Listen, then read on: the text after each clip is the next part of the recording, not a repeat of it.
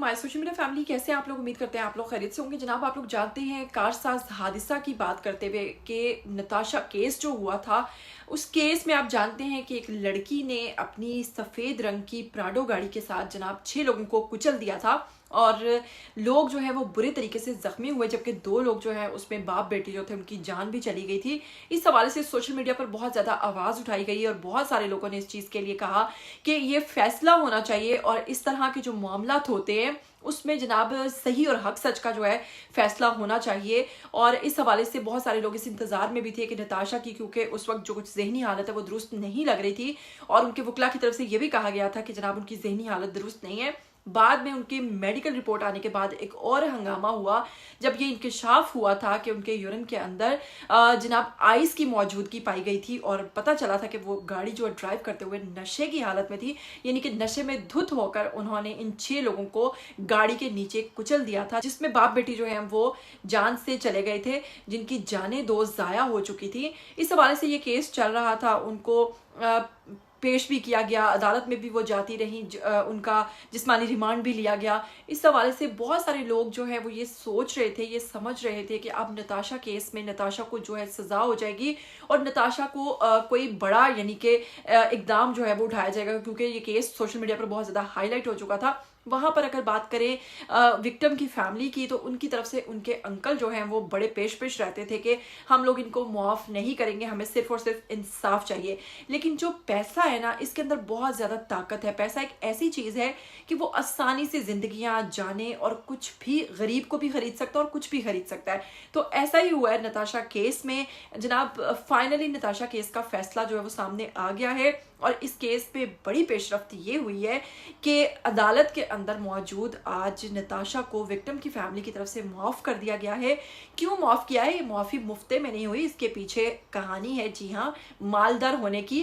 नताशा ऐसे तो नहीं लोगों को इशारे करती थी इस तरह से, जिसका मतलब था कि तुम लोग जानते नहीं कि मेरे वालिद कौन है। तो उसने साबित कर दिया कि पैसे के आगे कोई बड़ी ताकत नहीं है, पैसे के आगे कोई जान कीमती नहीं है। तो जनाब उनके हवाले से उनके वकील जो है वो क्या कहते हैं, एक क्लिप है, आप सुनिए और जल्दी से वापस आइए। देखें, सुलह की जो शराइत है हमें नहीं मालूम, लेकिन कोर्ट के अंदर जो एफिडेविट दिया है नो ऑब्जेक्शन का, उसके अंदर यही है कि अल्लाह की रज़ा के लिए जो वर्सा है मरहूम के, उन्होंने इनको माफ़ कर दिया है उसके अंदर अल्लाह की रज़ा के लिए। क्योंकि जो मुल्ज़िमा है उनकी फैमिली ने अप्रोच किया था, जिसमें उनकी वालदा थी, उनकी मदर इन लॉ थी और उसके साथ उनकी सिस्टर थी जो मरहूमा है और मरहूम है। उनके घर में वो लोग गए, उन्होंने ताज़ियत की, माफ़ी मांगी और उन्होंने अपने बड़े दिल का मुजाहरा करते हुए उनको माफ़ कर दिया। और आज यही बात कोर्ट में अपने हल्फनामे के ज़रिए उन्होंने ये बात बता दी कि हमने अल्लाह की रज़ा के लिए इनको माफ़ किया है। सर, पैसों की बात भी हो रही है, कोई 5 करोड़ समथिंग जो है वो दिए गए, इस मुद्दे में क्या तफसीलात? देखें, अगर हम दियत की बात करें, अगर ये केस चलता भी तो आपको पता है अदालतों के अंदर ये केस डिसाइड होता 2 साल बाद, फिर जाता हाई कोर्ट में अपील होती, फिर सुप्रीम कोर्ट जाता, कोई 8 साल बाद ये डिसाइड होता। और डिसाइड होने के बाद भी जो इसकी सज़ा है वो दियत ही है। जी, तो सुना आपने कि एक ऊंट के एवज एक एक जान की कीमत जो है करोड़ों में अदा करके उस इंसानी जान को जो कि ज़ाया हो चुकी है ख़रीद लिया है नताशा ने। और नताशा केस में जनाब फाइनली विक्टिम की फैमिली जो है उन्होंने माफ़ कर दिया है। उन्होंने सोचा कि लड़की और उनका बाप जो है वो तो जान से जा ही चुके हैं, तो क्यों ना पैसे लेकर माफ़ कर दिया जाए।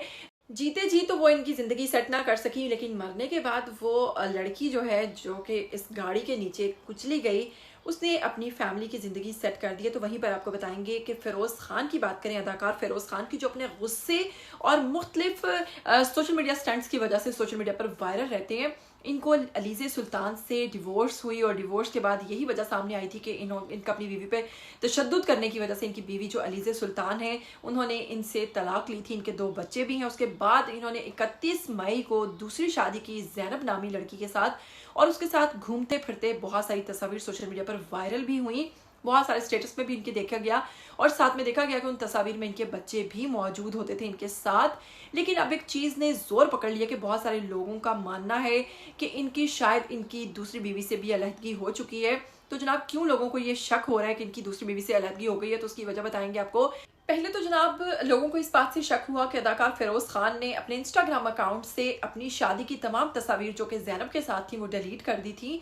और फिर उसके बाद जब लोगों को ये लगा कि इनकी शायद दूसरी शादी जो है वो भी टूट चुकी है, तो वो तस्वीर जो थी वो जो उन्होंने हाइड कर रखी थी वो दोबारा से उन्होंने पब्लिक कर दी थी।